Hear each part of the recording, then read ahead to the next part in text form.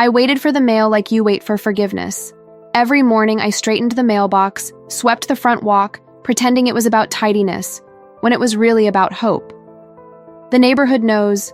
Big envelopes mean parties, place cards, reserved seats. None of them carried my name.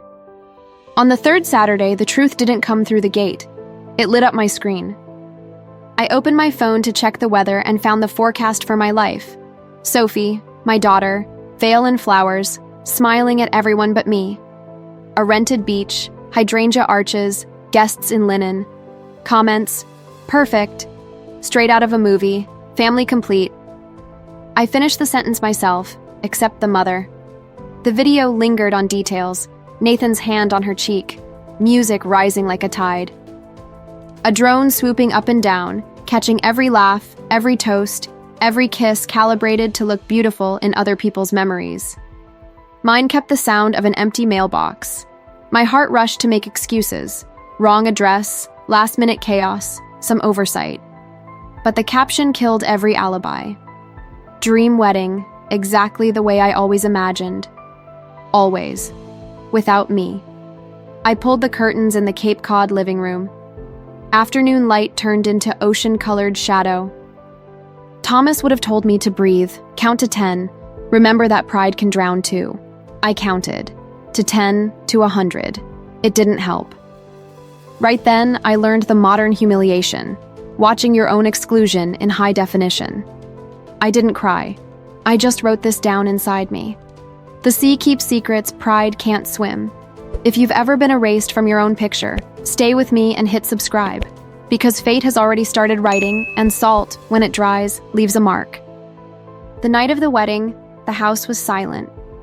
No music, no laughter, only the wind slipping through the cracks, as if even it felt sorry to come in.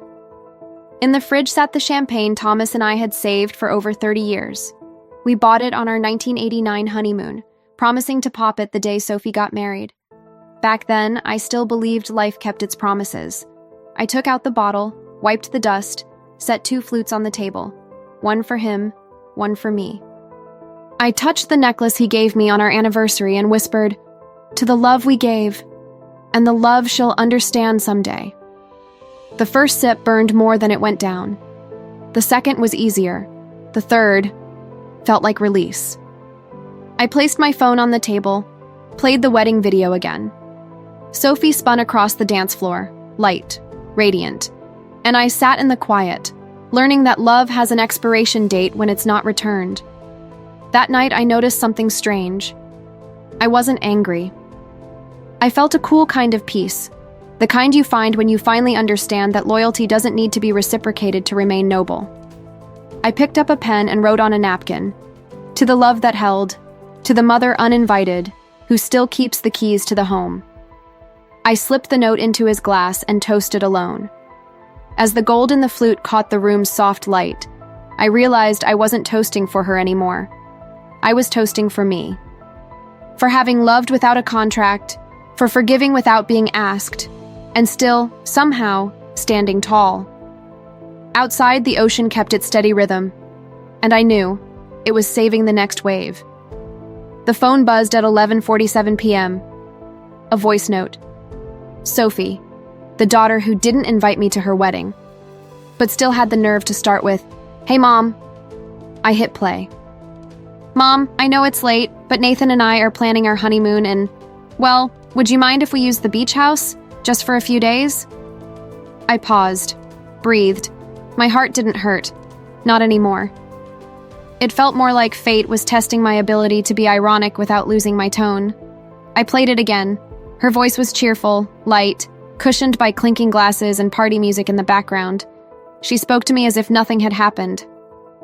As if a mother's love were some lifetime service, always on call, even without an invitation. I took a deep breath, pressed record, and said, "Of course, sweetheart. The ocean is big enough for everyone's silence." Then I sent it. Simple as that. At dawn, I woke before the sun. The sea sounded heavier, as if the tide itself understood the sarcasm. I opened the windows, letting the salt air and old memories in. Thomas loved that house.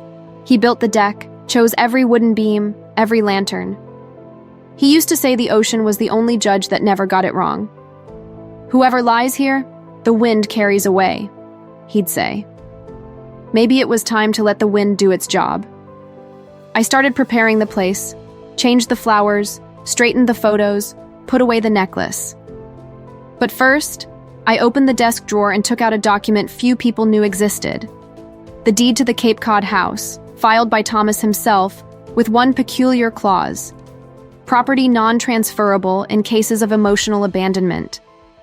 Yes, he believed love could have legal standing. I read the line out loud and smiled. Justice, when it's fair, doesn't shout. It signs in ink. That night, I sat on the porch and let the ocean speak to me. The waves rolled steady and strong, like a heart regaining its rhythm. I imagined their arrival. The laughter, the cameras, the perfect posts, all designed for the world to see. The world, except me. But this time, there would be no anger.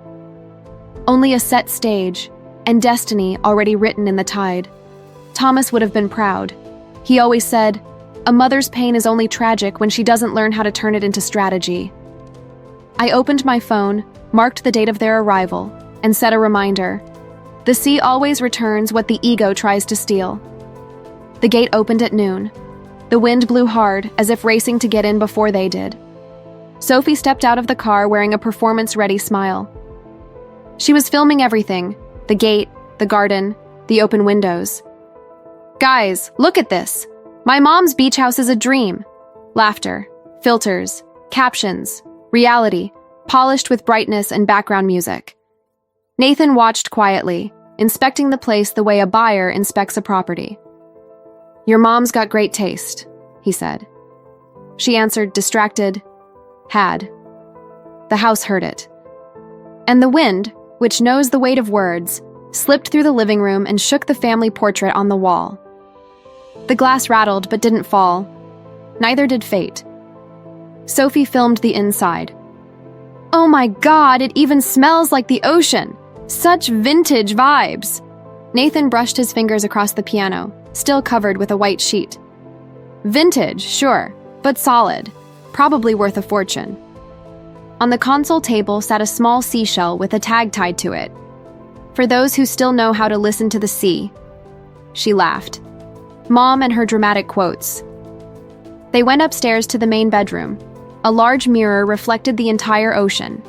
Sophie stood in front of it, looking at her own reflection. "I think I'm gonna like it here." Nathan answered flatly, "As long as the Wi-Fi works." While unpacking, she opened the wardrobe.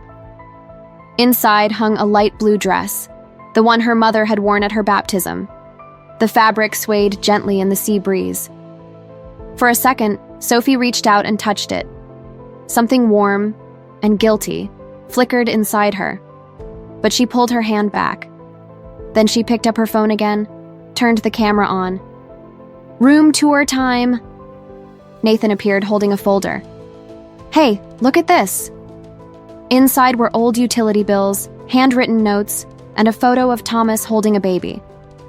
"This house has history," he said. She replied dryly, "It smells like it." Downstairs, the wind made the doors swing in slow rhythm. Outside, the waves struck harder, pushing the air against the windows. The sea, complicit, was watching. At sunset, Nathan opened a bottle of wine. They toasted on the porch, facing the view Thomas loved. She posted another photo. "Recharging my soul in paradise. Grateful always." The world liked it, but the house didn't. Because love, when forgotten, forgives neither silence nor beauty. In the bedroom, on the nightstand, an envelope waited. She noticed it but didn't open it. She only read the line on the back. "The waves always return what the ego tries to take." She laughed. Too poetic for me.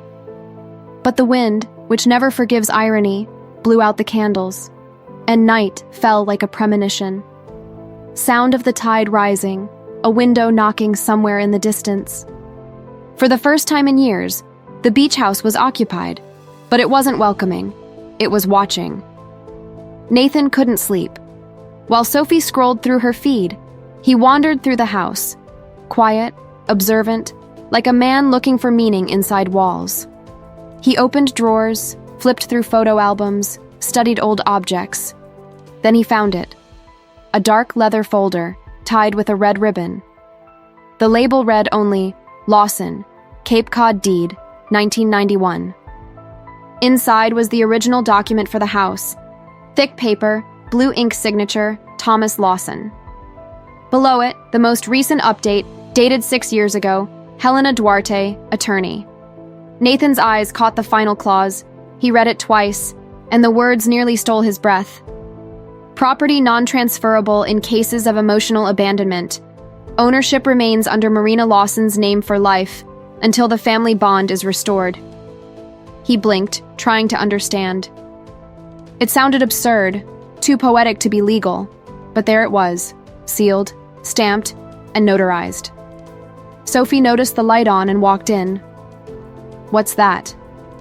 "Your mother owns everything here," Nathan said quietly. "Of course she does. So what?" "So you can't use what you don't respect." She frowned, impatient. "Oh, Nathan, please, it's just a house." "No, Sophie, it's a living testament." He placed the paper on the desk. The ink glimmered under the lamp, and for a second, Marina Lawson's name seemed to pulse. Sophie gave a nervous laugh.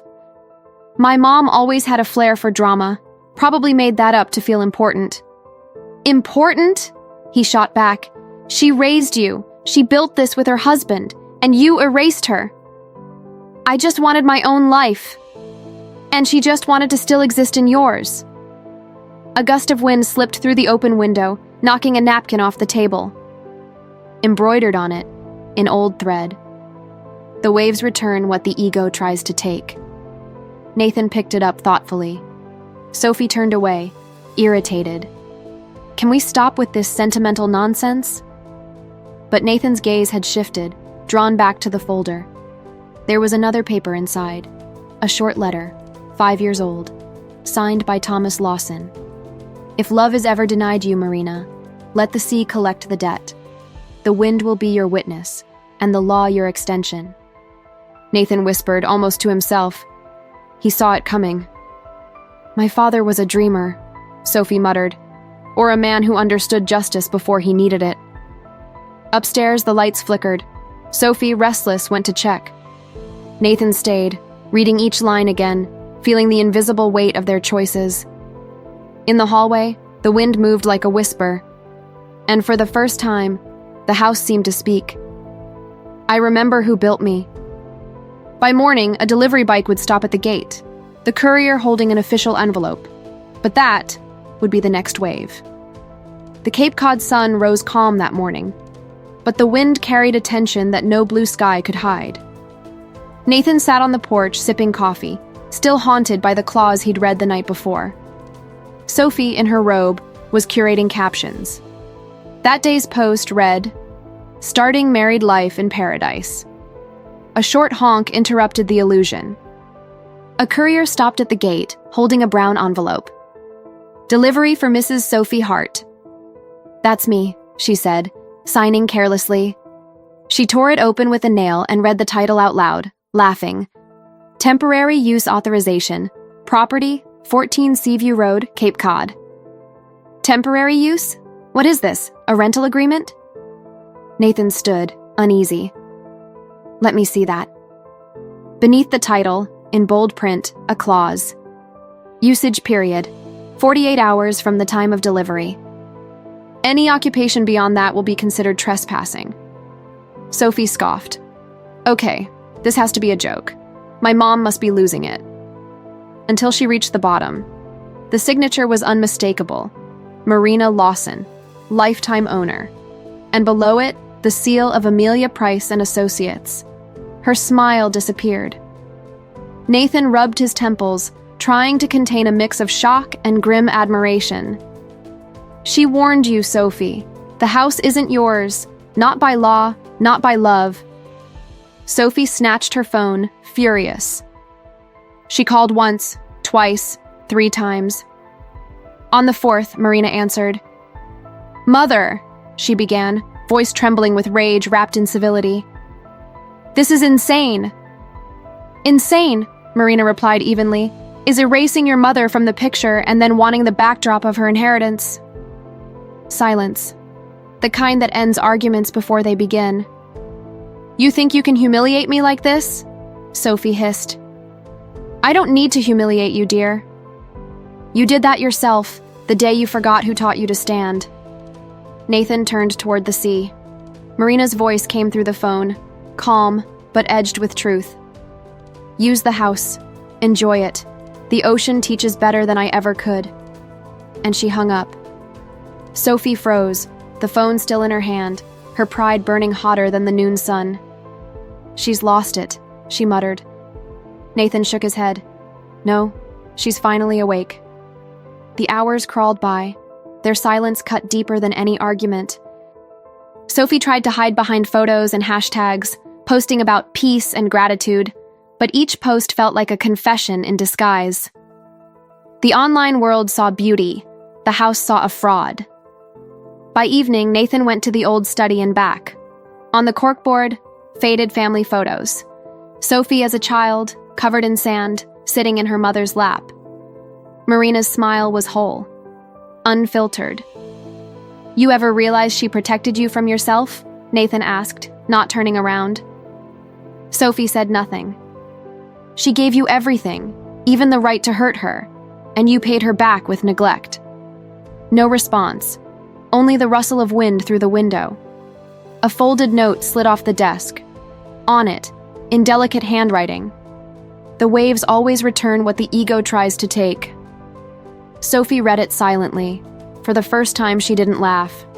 Nathan stepped out to the porch, watching the horizon darken. The tide's coming in, he said. It always does, she murmured.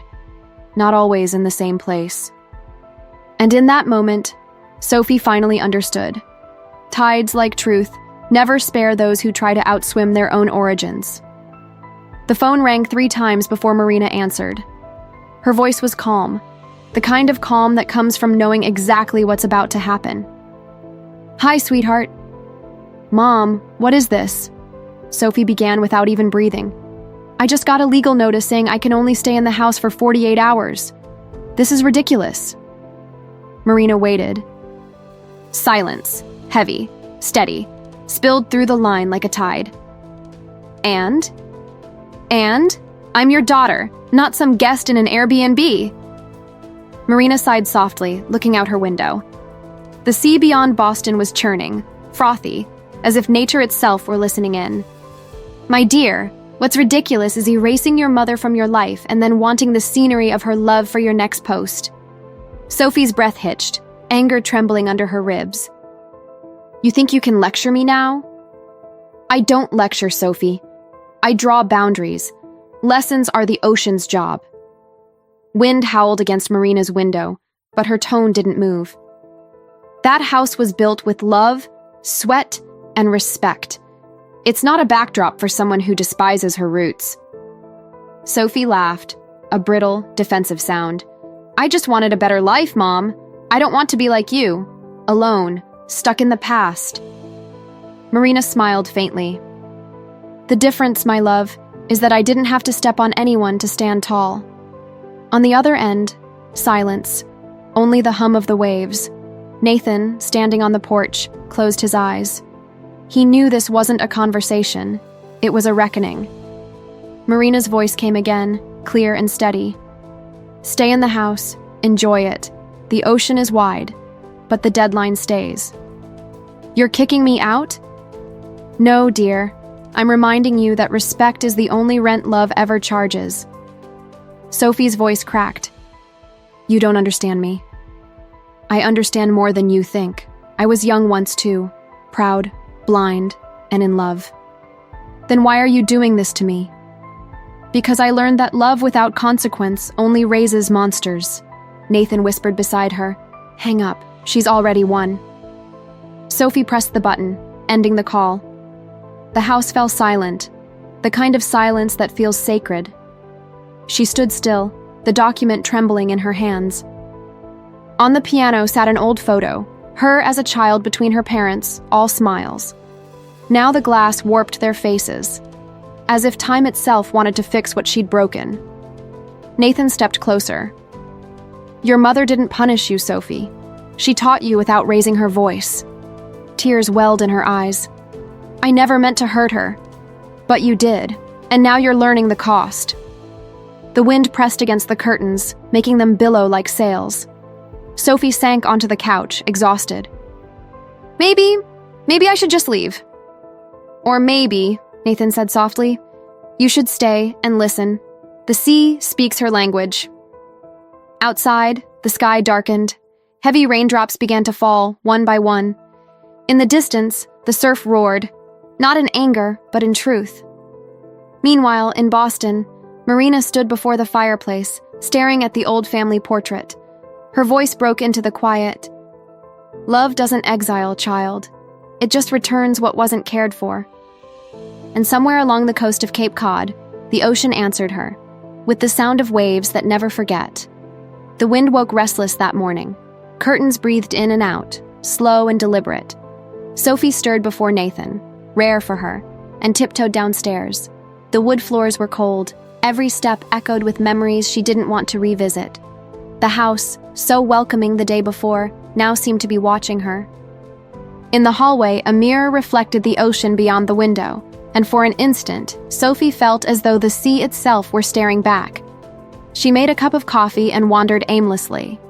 At the piano, still half covered by a sheet, she hesitated, then pulled the cloth aside. Yellowed keys, a faint stain on the lid, and a photo, her at 7 years old, sitting beside her mother.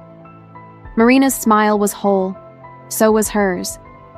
She pressed the photo against her chest, just long enough to remember what love had felt like before it turned into pride.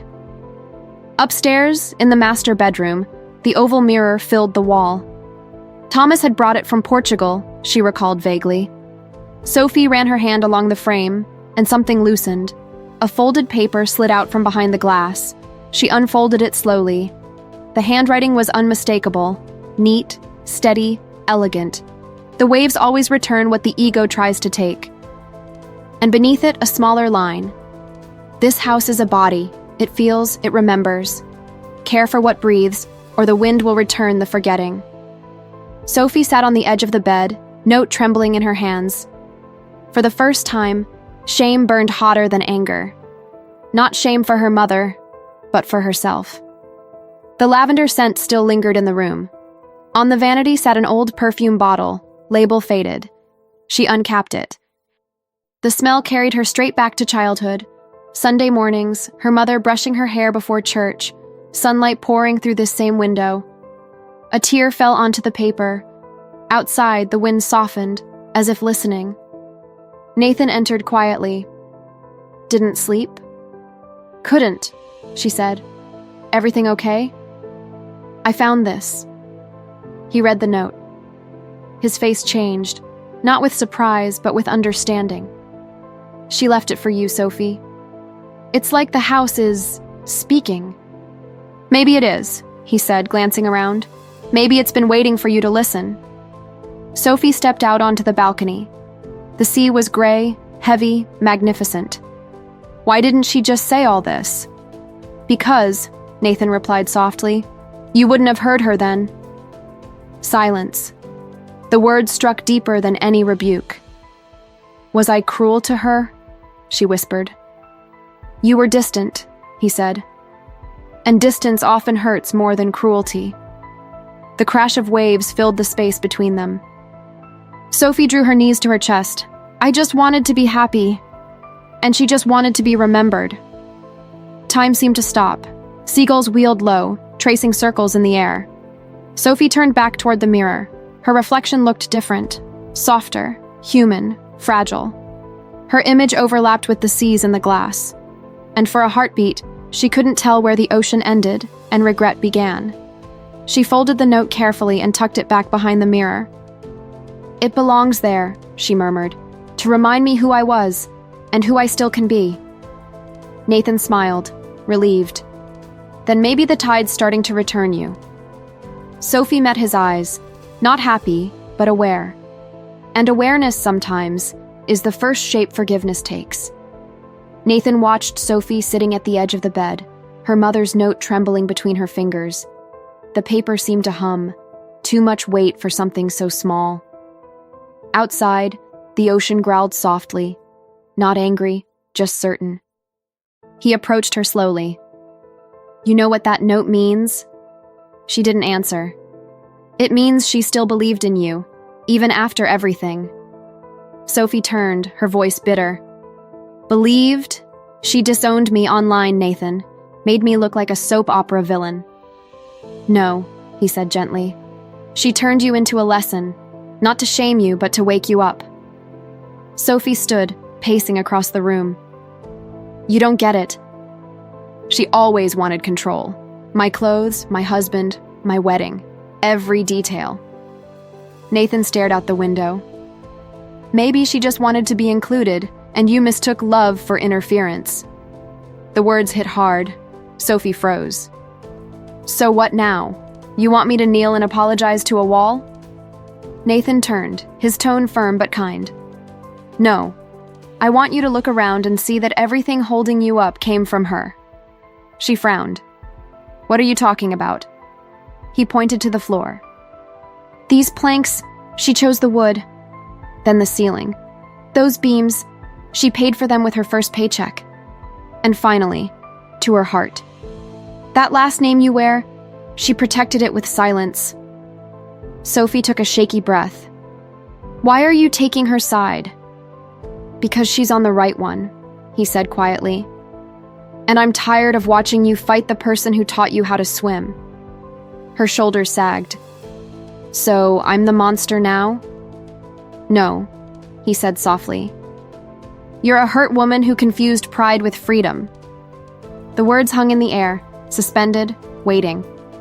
Sophie looked down. "She must hate me." "If she did," Nathan replied, "she wouldn't have left the note. She'd have left nothing."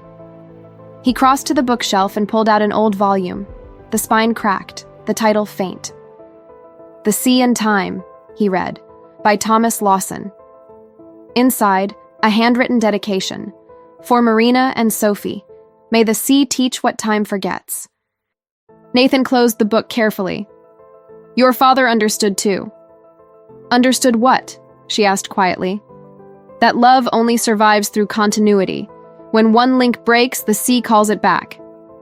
Sophie exhaled, long and trembling. For the first time, she looked at the ocean not as scenery, but as witness. "I was cruel to her, wasn't I?" Nathan nodded. "But there's still time. She'll never forgive me." "Then don't ask for forgiveness," he said. "Ask to understand. Forgiveness doesn't erase, it clears the path." Sophie was quiet. She walked to the window, gazing at the horizon, a wash of gray and silver, the light shifting over the waves. She picked up her phone, her thumb hovering over her mother's name, but she didn't call. Not yet. "Do you really think the sea gives everything back?" she asked. Nathan smiled faintly. "Only what still carries the weight of love." She gave him a small, tired smile. But it was real. And in that flicker, the audience could feel it, the pride beginning to dissolve. Nathan placed a hand on her shoulder. "When you're ready to go back, don't say anything. Just go. And if it's too late?" He looked at her with certainty. "For a mother's love, Sophie, it never is." The next morning, a black sedan pulled up in front of the house. Nathan noticed it first. A woman stepped out, straight posture, focused eyes, leather briefcase tucked beneath her arm. She knocked on the door. "Mrs. Sophie Hart?" "Yes. Who are you?" "Amelia Price, your mother's attorney. I need to speak with you." The name alone made Sophie's stomach tighten. Her mother's lawyer. Here, now, in this house? Amelia entered without hesitation. Her presence carried authority, but not arrogance. She looked around slowly. "This place smells of memory. Some things never change, even when the doors are wide open." Sophie folded her arms, defensive. "What does my mother want now? Another scene?" "No," Amelia said evenly. "She just wants the truth to be understood." She set the briefcase on the table and opened it. "This is Marina Lawson's updated will." Sophie stepped back. "Her will? She's sick?" "Not at all," Amelia replied. "She's lucid, stronger than ever, and unlike most, she's preparing to leave legacy, not chaos." Nathan drew closer. "May we know what it says?" Amelia nodded. "It's quite simple. All her assets, property, accounts, investments, are now protected by what we call a moral clause. Only those who maintain a bond of care inherit." Sophie gave a shaky laugh. "A moral clause? That's not real law." Amelia smiled slightly. "It is now. Emotional neglect is recognized legally. Your mother simply turned pain into precedent." The word neglect hit harder than she expected. "She's not trying to punish you," Amelia continued. "She's trying to educate you, through life, not through loss." Sophie swallowed. "And what does maintaining the bond even mean?" "Presence," Amelia said calmly. "Without cameras, without performance, without ego." A breeze came through the open window, scattering the papers. The sea seemed to echo the lawyer's words. Nathan glanced at her. Did she know Sophie would come here? "She counted on it," Amelia said. Her exact words were, "My daughter only listens when silence speaks for me." Tears welled in Sophie's eyes. "And if I don't want any of it?" "Then you can renounce it," Amelia answered gently. "But doing so would mean renouncing yourself." The silence that followed felt sacred, the kind of quiet that reshapes you. Sophie looked around the room, the walls, the photos, the sea framed by the window. Everything seemed to whisper the same thing. Care is inheritance. "She planned all this on her own?" Sophie finally asked. "No," Amelia said softly. "A man who loved her helped. Your father. He wanted this house to be more than an asset. He wanted it to be a mirror." Nathan rested a hand on Sophie's shoulder. She was crying now, but not out of anger, out of realization. "I thought she just wanted control," Sophie murmured. Amelia met her gaze with compassion. "Control screams. Teaching waits in silence until you're ready to listen." Sophie wiped her tears. "So what happens now?" "Now," Amelia said, closing the briefcase, "you decide whether you'll remain an heir or become a daughter again." She stood looking out toward the horizon. "This will isn't about money, Sophie. It's about value." "Value?" "Yes, the kind that can't be bought, or inherited by force." Another gust of wind lifted the note still lying on the table. It fluttered and landed at Sophie's feet. She bent down, picked it up, and read the familiar words. "The waves always return what the ego tries to take." And for the first time, she believed it. Nathan stood silently beside her. After a moment, he said, "She didn't leave you a house, Sophie. She left you a reflection." Sophie's voice broke into a whisper. "Maybe that's the most expensive gift I've ever received." Sophie spent the morning on the porch, watching the ocean shift from steel gray to silver. The air felt lighter now, no longer thick with pride, only hollow with aftermath. Nathan was still asleep inside, one arm across his chest. She looked at him, the one person who'd seen her completely, even when she didn't like who she was. But what haunted her wasn't his silence. It was her mother's. The phone sat on the table beside her. Her fingers hovered over the screen. She hesitated. Then she pressed the number she'd memorized but hadn't dialed in months. "Hello?" Marina's voice was calm, steady, the way rain sounds before dawn. "Mom, it's me." Silence. That kind of silence that heals and hurts at the same time. "I know, sweetheart," Marina said at last. I want to see you." A breath on the other end, soft but deliberate. Then, "Do you want to see me? Or the house?" Sophie's throat closed. Tears came before words. "You. I want you. The house is beautiful, but it's cold without you in it." For a few seconds, nothing but the quiet tick of a clock filled the line. Then Marina spoke again, her voice like tidewater. "It took a while, but love finally found its way back. Sophie broke into sobs. "I was terrible to you." "No, you were human," Marina said softly. "You just forgot that love ages too when it isn't cared for." "Can I come see you?" "Yes, but come alone. No cameras, no audience." "I don't want anything from you, Mom." "I know," Marina replied. "That's why you might finally be ready to receive what's mine." The words rolled through Sophie like a wave, quiet, inevitable. "I thought you'd never pick up again." "Mothers learn early," Marina said, "that hanging up is easy, letting go is not." A pause. Then gently, "Are you still in the house?" "Yes." "Then listen to the sea. It's speaking to me too." Sophie looked out toward the horizon. The ocean shimmered like a mirror. "What's it saying?" she asked in a whisper. "That forgiveness is remembering without pain." Nathan appeared at the doorway, watching her quietly. She smiled through tears. "She wants me to go," she said softly. "Then go," he replied. "Mom?" "Yes, sweetheart?" "Thank you for answering." A pause, then a smile in Marina's voice. "Darling, a mother's love never gives a busy signal." They sat in silence for a few seconds more. It felt less like a call, more like a bridge. Sophie closed her eyes, picturing her mother on the other end, and Marina in Boston stood by her window, staring out at the same ocean. The wind outside both homes blew in the same direction. For a moment, distance didn't exist. "I love you, Mom." "I love you too, sweetheart. And I love the woman you're becoming." The call ended without a goodbye, because real love doesn't need farewells. Sophie turned toward the bedroom mirror. Her reflection looked new, not flawless, but whole. The house, for the first time, seemed to exhale.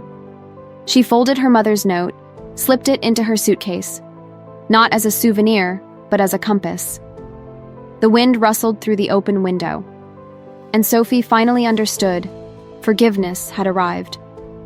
Marina laid the linen tablecloth across the dining table, slow, careful, almost ceremonial. She adjusted the plates as if organizing time itself. The smell of garlic and olive oil filled the kitchen, weaving with the faint sound of a piano playing softly on the radio.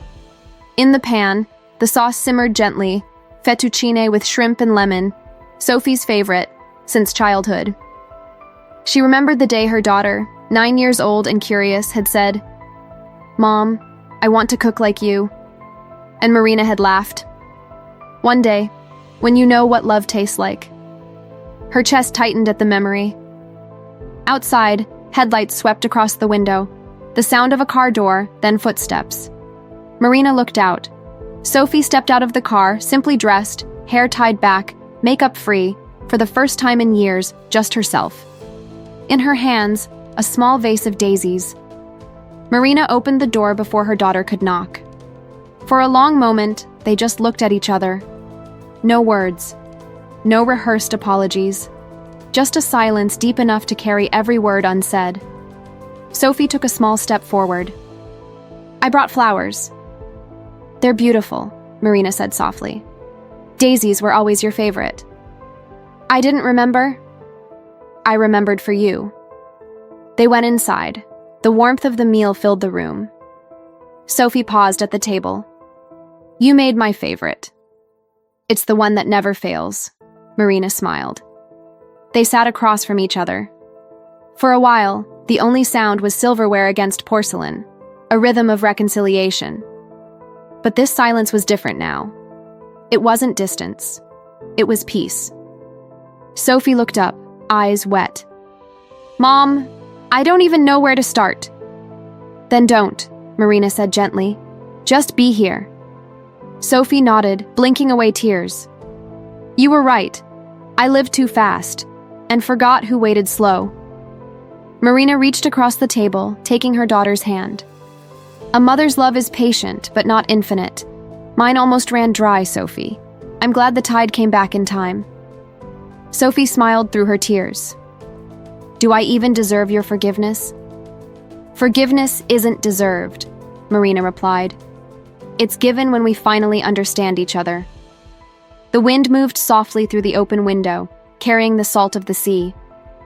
For a heartbeat, it felt as if the past had pulled up a chair. Thomas's laughter echoing faintly, an old birthday, the sound of piano keys long gone quiet. Sophie's gaze wandered to her father's portrait on the wall. He'd be happy tonight, wouldn't he? Very, Marina said. He always believed love finds its way home. Sooner or later. They raised their glasses. No speeches, no toast, just an understanding. The wine shimmered beneath the amber light, reflected in both their eyes. Sophie whispered, almost to herself, "Mom, I never asked for anything that was truly mine." "And what's yours, my dear?" "This moment." Marina smiled. "Then it's yours."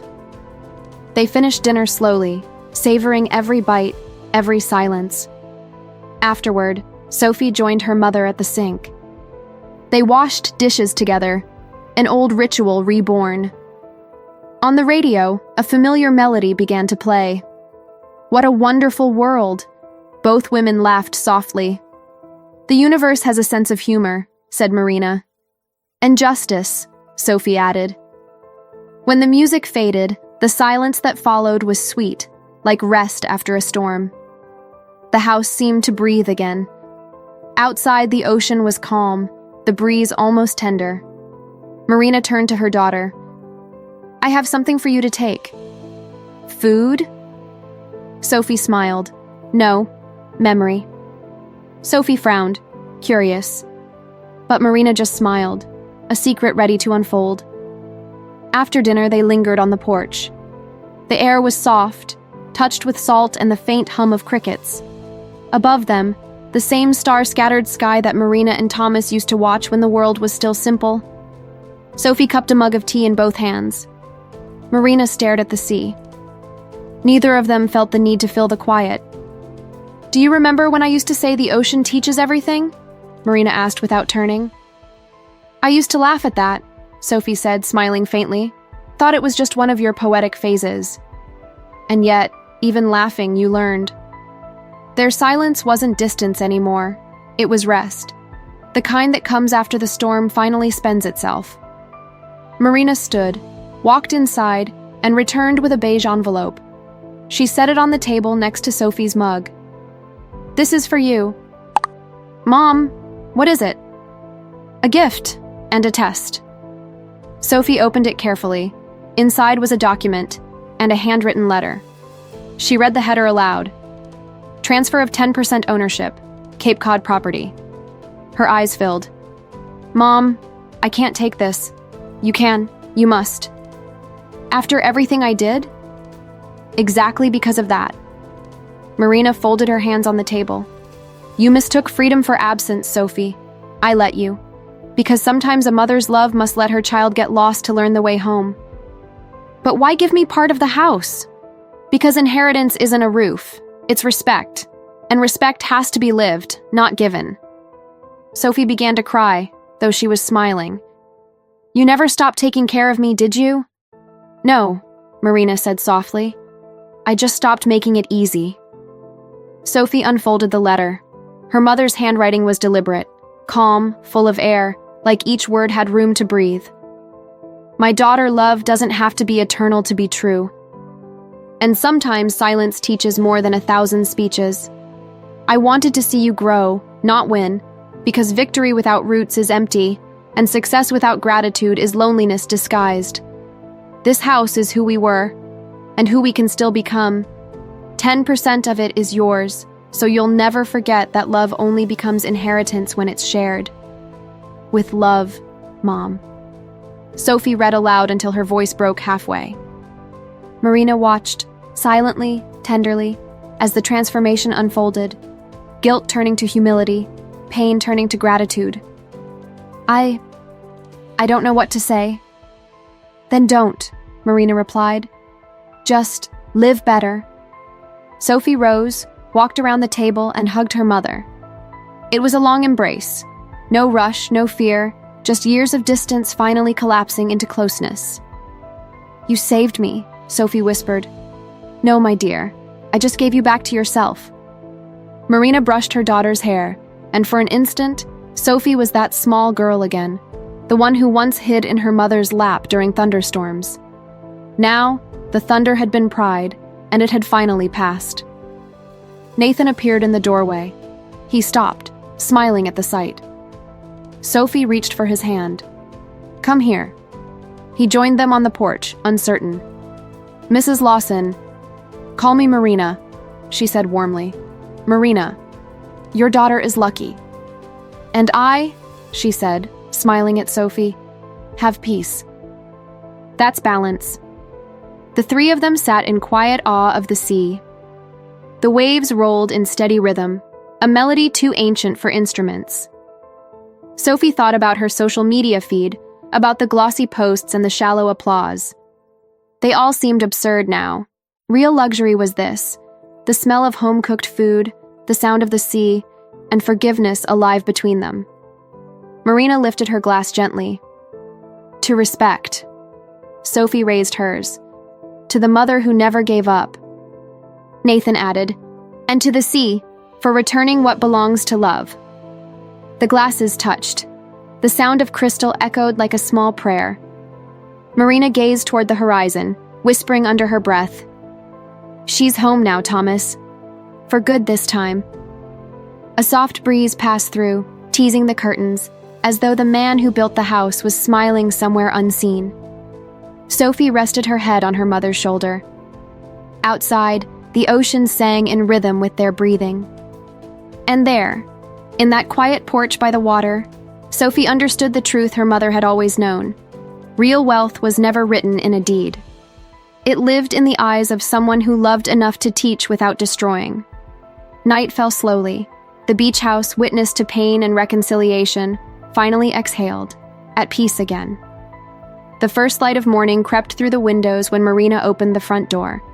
The air smelled of salt and promise. On the porch steps sat Sophie, wrapped in a shawl, eyes tired but soft, no longer restless, just present. Marina carried 2 steaming mugs. "Strong coffee," she said. "Just the way you like it." Sophie smiled, taking hers. "How do you still remember everything?" "Mothers don't forget," Marina answered. "We just wait for the right moment to remind you." They walked toward the sand in silence. Each step left a faint print, washed gently by the morning tide. The horizon began to glow, streaks of gold and copper spreading across the water. "How long has it been since we walked like this?" Sophie asked quietly. "Long enough to learn that pride is a road with no return," Marina said, smiling softly. Sophie let out a small laugh. "And the sea?" "The sea is generous," Marina replied. "It always returns what's lost, especially the ones who've forgotten their way." They stopped where the waves brushed their feet. Sophie looked out at the moving water, her reflection rippling back at her. "I used to think the ocean was just scenery. And now? Now I see it's a mirror." Marina nodded. "The sea teaches the same lesson life does. Nothing stays hidden forever. The tide reveals, time collects, and love forgives." They stood side by side as the sun climbed higher. The light touched Sophie's face. She looked transformed, calm, free. "Mom." "Yes? Do you still feel angry with me?" Marina smiled. "No." "Anger's like wet sand, heavy while you hold it, but it washes away once you let go." Sophie laughed, wiping a quiet tear. "You always had a metaphor ready, didn't you?" "No," Marina said. "I just listened to the sea long enough to learn how to say a lot with very little." The sun warmed their faces. The tide hummed a rhythm older than words. Behind them, Nathan leaned against the porch railing, watching from a distance. Marina waved. He smiled back, understanding. This moment belonged to the two of them. Sophie gazed at the horizon. "It feels like the sea forgives." "It does," Marina said softly. "Mothers learn from it." The wind stirred gently, wrapping around them like a blessing. They stood there, arms entwined, watching the sun rise in full. The same sun as every day before, but somehow brand new. Sophie closed her eyes. If I could go back. You don't have to, Marina whispered. You already came back to me. They stayed like that. No words, no distance, just the sound of the ocean matching the rhythm of their breathing. The sunlight washed over the house, painting the walls gold. For the first time in years, the home felt complete again. The past had been returned, love restored, and the house, at last, redeemed. The house was silent. Sophie and Nathan had already gone, leaving behind the scent of fresh coffee and laughter newly found. Marina walked slowly along the porch. The wind carried that same trace of salt Thomas had always loved. She sat in the wicker chair and gazed at the horizon. The ocean lay calm, as if it knew its duty was complete. On the table, the empty envelope from the night before. She ran her fingers across the paper and smiled softly. She understood, Marina murmured. In the garden, flowers swayed gently. A single ray of sunlight slipped through the clouds, lighting the small mirror of water that had formed in the sand. Marina looked at the reflection and saw something she hadn't seen in years: peace. She picked up the phone and dialed. Amelia, keep the rest in my name. Are you sure, Marina? Yes, she already received what she needed. She hung up, leaned back and closed her eyes. The wind played with her silver hair, and the ocean sound rose like prayer. Love doesn't disappear, she whispered. It just changes accounts. The words left her lips like a signature, tender, certain. The tide rose slowly, kissing the edge of the porch, and the waves whispered back, again and again, "It's paid, it's paid." Marina opened her eyes once more, staring at the horizon. The sea had kept the forgiveness, and she, the wisdom of having lived it. Then softly, as if blessing the air itself, she spoke toward the infinite. May every mother who's been forgotten find her sea of forgiveness, and may every child come home before the tide rises too high. The wind carried her words away, farther than sight could follow. Because time may take everything, she murmured, except what was learned with respect. The ocean answered, gentle, endless, and the story, like the tide, returned home.